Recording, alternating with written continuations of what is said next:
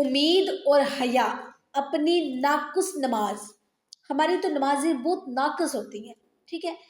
اپنی ناقص نماز کے باوجود اللہ سبحانہ تعالیٰ کی بارگاہ میں اس کے فضل اور رحمت اور بندہ پروری سے ثواب کی امید لازمی رکھیں۔ ہاں، ساتھ میں اپنی کوتاہی کی وجہ سے ڈرتے بھی رہنا چاہیے، بلکہ اللہ تعالیٰ کی عظمت اور جلالت والی بارگاہ میں اپنی ناقص نماز پیش کرنے پر ہمیں شرم بھی محسوس کرنی چاہیے کہ اے اللہ پاک، جس طرح نماز پڑھنے کا حق تھا ہم ویسے ادا نہیں کر سکے، ہم ویسے تمہارے سامنے پیش نہیں کر سکے،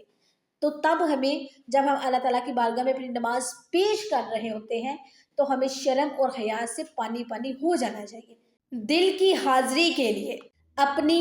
سوچ نماز کی جانب لگائے رکھنے کی کوشش کریں، آخرت کے ہمیشہ باقی رہنے اور اس میں حاصل ہونے والے عظیم ثواب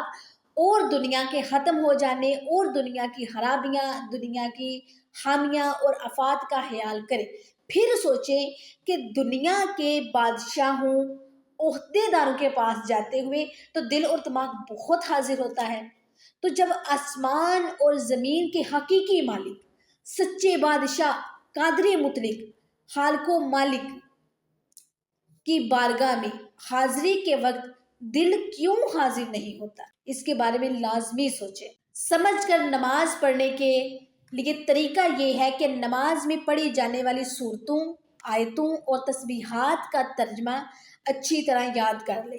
اور پڑھے ہوئے الفاظ کے ساتھ ان کے معنی پر توجہ بھی رکھیں، اس سے وسوسے بھی دور ہوتے رہیں گے اور نماز میں خشوع اور خضوع بھی نصیب ہوتا ہے انشاءاللہ۔